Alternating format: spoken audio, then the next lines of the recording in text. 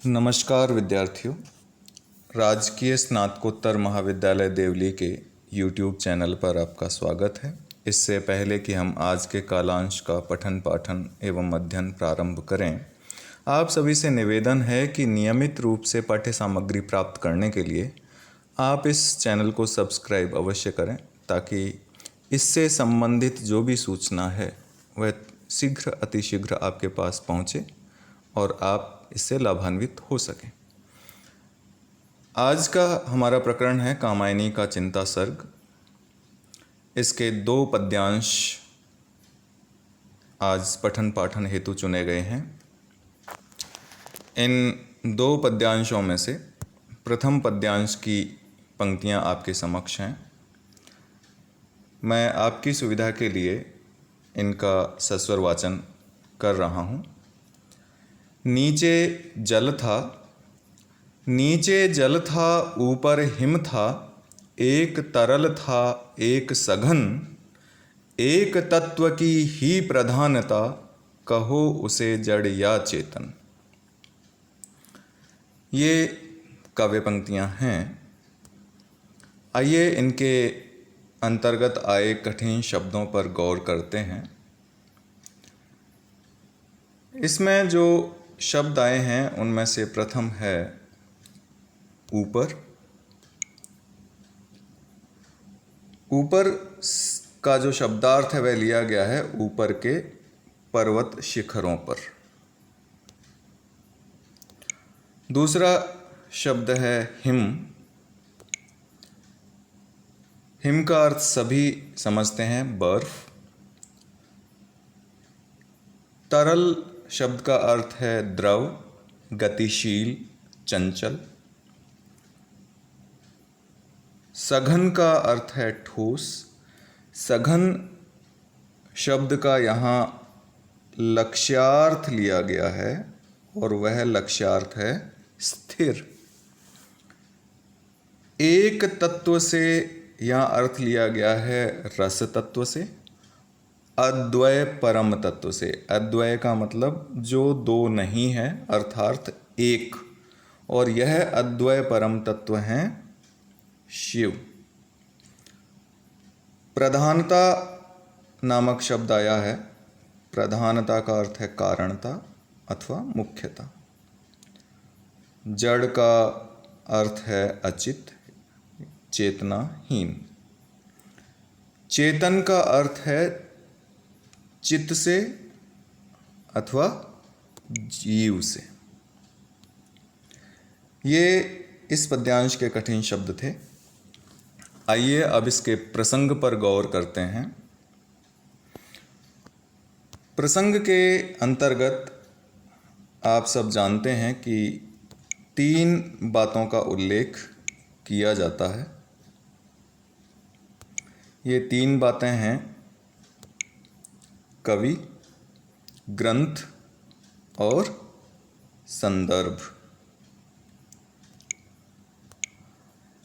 कवि हैं जयशंकर प्रसाद,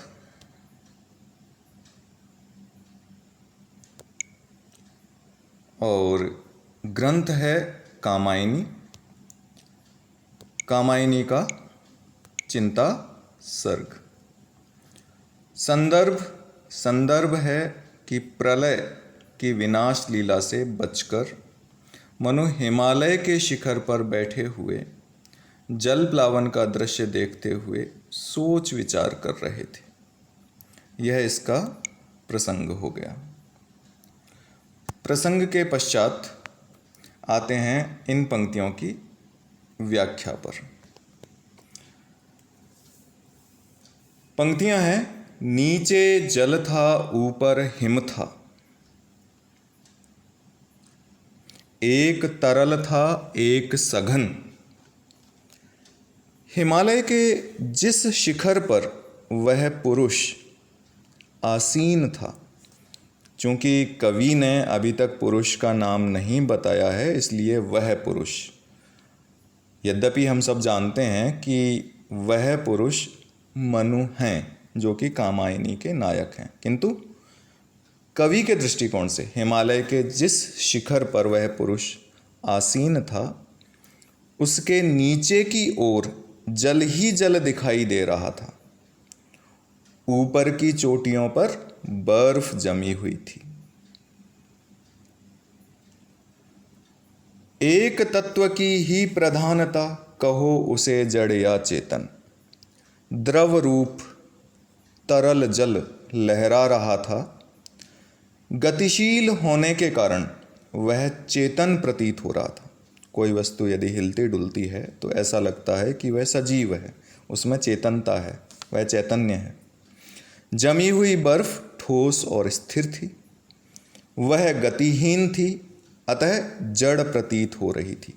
कोई हिलने डुलने वाली वस्तु या कोई सजीव वस्तु यदि थोड़े समय के लिए स्थिर हो जाती है तो हमें एक क्षण के लिए ऐसा प्रतीत होता है कि वह निर्जीव है, उसमें प्राण नहीं है, उसमें चेतनता नहीं है। इसीलिए जो बर्फ थी वह भी जड़ प्रतीत हो रही थी। वस्तुतः जल और हिम का यह दृश्यमान भेद आभास मात्र है। दोनों का कारण तत्व एक है, रस तन्मात्र। रस से जल का आविर्भाव होता है और हिम उस जल का ही रूपांतर है जो पिघलकर फिर जल रूप हो जाता है। इस प्रकार दोनों तत्वतः एक हैं, रस रूप हैं। अर्थात जो तरल जल है और जो ठोस बर्फ है वह एक रस के ही दो रूप हैं। पारमार्थिक दृष्टि से, अगर दार्शनिक दृष्टि से पारमार्थिक दृष्टि से गौर करें तो एक ही अद्वय तत्व है। अद्वय अर्थात जो दो नहीं है, और वह अद्वय तत्व है शिव। अन्य तत्व कहे जाने वाले पदार्थ उसी की अभिव्यक्तियां हैं। वही समस्त जड़ चेतनात्मक विश्व के रूप में स्पंदित होता है। वह जगत जड़ और चेतन पदार्थों की समष्टि है, समूह है। जिन पदार्थों में चैतन्य का प्रकाश परिच्छिन्न रहता है, छुपा रहता है, उसे जड़ कहते हैं, और जिनमें यह प्रकाश व्यक्त रहता है, दिखाई देता है, आभासित होता है, वे चेतन कहे जाते हैं। यह भेद केवल आभासित है।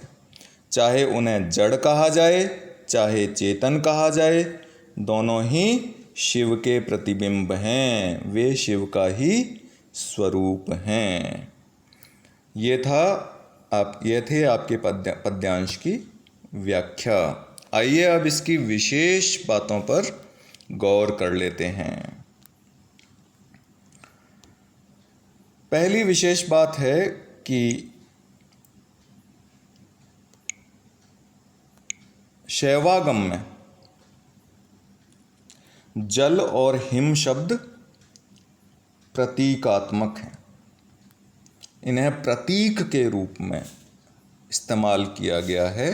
जल शिव का तथा हिम शक्ति या शक्ति निर्मित स्थूल जगत का प्रतीक है। जैसे जल से हिम का प्रादुर्भाव होता है, वैसे ही शिव से जगत का प्रादुर्भाव होता है। ये हुई एक बात। दूसरी बात, सांख्य इत्यादि जो दर्शन हैं, इनमें प्रकृति जड़ मानी गई है। माना गया है कि उसमें चैतन्य आभासित नहीं होता है, इसलिए वह जड़ है। किंतु प्रत्यभिज्ञा शास्त्र मानता है कि जो संपूर्ण जगत है वह चिन्मय शिव का ही स्वरूप है, शाश्वत शिव का ही रूप है। और तात्पर्य निर्णय के केंद्र बिंदु से यह जो पद्य है यह कामायनी का उपक्रम है। इसमें एक तत्व की ही प्रधानता के द्वारा प्रसाद जी ने अद्वैतवाद के दार्शनिक सिद्धांत का निर्देश किया है। अद्वैतवाद का जो मिलता जुलता और लोकप्रिय नाम है वह अद्वैतवाद के नाम से जाना जाता है।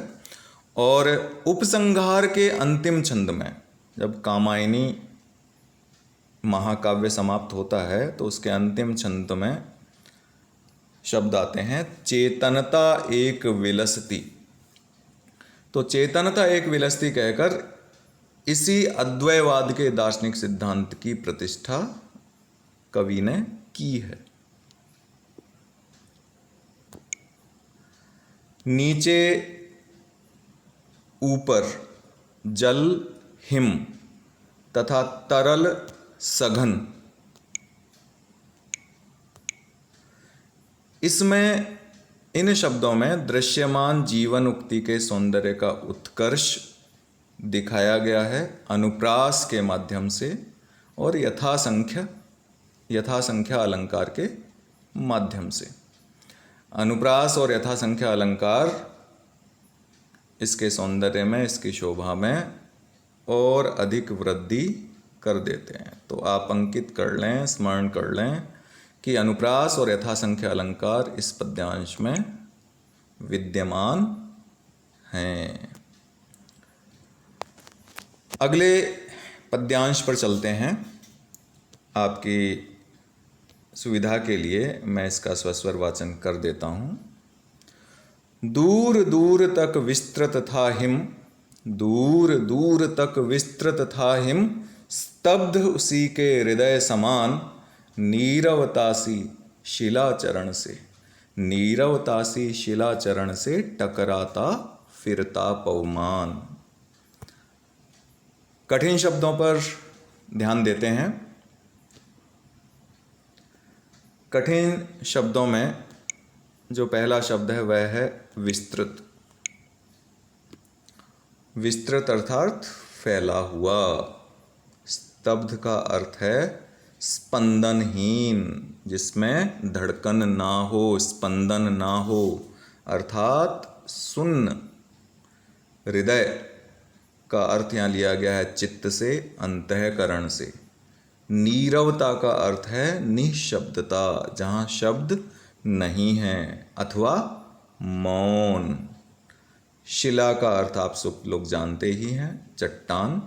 शिलाचरण से, शिला के अगर कल्पना की जाए तो शिला के पाद या चरण नहीं होते हैं, किंतु यहाँ शिलाचरण से तात्पर्य है चट्टान के निम्न भाग से, चट्टान के निचले हिस्से से। पवमान का अर्थ है समीर अथवा वायु। ये हो गए इसके कठिन शब्द। इसकी व्याख्या पर आते हैं। दूर दूर तक विस्तृत था हिम, स्तब्ध उसी के हृदय समान। उस पुरुष अर्थात मनु की मनोदशा को बाह्य प्रकृति के माध्यम से समझाया जा रहा है कि उस पुरुष की मनोदशा बाह्य प्रकृति में प्रतिबिंबित हो रही थी, प्रतिभासित हो रही थी, दिखाई दे रही थी। मानो बाहर स्थित जो प्रकृति है वह उस पुरुष की मनोदशा को प्रकट कर रही है, बता रही है। क्या थी उसकी मनोदशा? बाहरी प्रकृति के सामंजस्य में कि पर्वत शिखरों पर बहुत दूर तक फैली हुई बर्फ उस पुरुष के विशाल हृदय के समान ही सुन्न अथवा स्पंदनहीन एवं निष्क्रिय दिखाई दे रही थी। वह पुरुष चट्टान पर चुपचाप बैठा हुआ था और चट्टान भी एकदम निःशब्द थी, मौन थी। हर हराता हुआ समीर आता था। हर हराता हुआ मतलब आवाज़ करता हुआ। जब वायु अथवा हवा तेज चलती है तो किसी वस्तु के पास से जब निकलती है तो उसकी अपनी ध्वनि होती है। उसे हर हराता हुआ कहा गया है कि हर हराता हुआ समीर आता था, परंतु उस चट्टान के निचले भाग से। किस चट्टान के निचले भाग से? जिस पर वह पुरुष अर्थात मनु बैठे हुए हैं, वह उस चट्टान के निचले भाग से बार बार टकराकर लौट जाता था। ये हुई इसकी व्याख्या। आइए अब इसकी विशेष बातों पर ध्यान देते हैं कि विशेष अथवा टिप्पणी में हम क्या लिख सकते हैं, क्या अंकित कर सकते हैं। सर्वप्रथम ध्वनि सौंदर्य उल्लेखनीय है। इसमें ध्वनि साम्य है, एक लय है, एक संगीतात्मकता है। तो ध्वनि सौंदर्य उल्लेखनीय है, इसका ध्यान देने योग्य है, आकर्षक है। हिम की स्तब्धता, बर्फ की जो स्तब्धता है, तथा शिला की नीरवता, इन दोनों शब्द युग्मों से, शब्दों के समूह से मनु के मन में जो व्याप्त निराशा है, शून्यता है, कर्तव्य मूढ़ता है, उसका भाव अभिव्यक्त होता है। हवा अथवा जो पवन है उसका शिला के चरणों से टकराना हिमालय की उच्चता का व्यंजक है। अलंकारों पर यदि गौर करें तो दूर दूर शब्द में जहाँ पुनरुक्ति प्रकाश है, पुनरुक्ति प्रकाश अलंकार है, वहीं वीप्सा अलंकार भी व्याप्त है। हृदय के समान स्तब्ध हिम में पूर्ण उपमा अलंकार व्याप्त है। नीरवतासी में ऐसा प्रतीत होता है कि उपमा अलंकार है सी के कारण, जिसका अर्थ के समान होता है, किंतु यदि यहाँ आप उत्प्रेक्षा मानेंगे तो ज़्यादा उचित होगा, क्योंकि यह कल्पना के ज़्यादा निकट है और जहाँ कल्पना की संभावना विद्यमान होती है वहाँ उत्प्रेक्षा अलंकार माना जाता है। टकराता फिरता पवमान में मानवीकरण, क्योंकि टकराना और फिरना मानवों के गुण पाए जाते हैं, जिसको वायु पर आरोपित कर दिया जाता है। साथ ही समासोक्ति अलंकार भी इसमें विद्यमान है। तो ये इसके अलंकार हैं। आज के पद्यांश से संबंधित गृह कार्य आप अंकित कर लें। आज के पद्यांश से संबंधित जो गृह कार्य है वह साधारण सा गृह कार्य है कि शैवागम में जल तथा हिम किसके प्रतीक हैं आपको बताया गया है। आपको स्मरण भी होगा, तो आपको लिखना है कि जल इस बात का प्रतीक है तथा हिम इस बात का प्रतीक है, शैवागम के अनुसार, कामायनी के अनुसार। आज के लिए बस इतना ही। आप सब लोगों का बहुत बहुत धन्यवाद।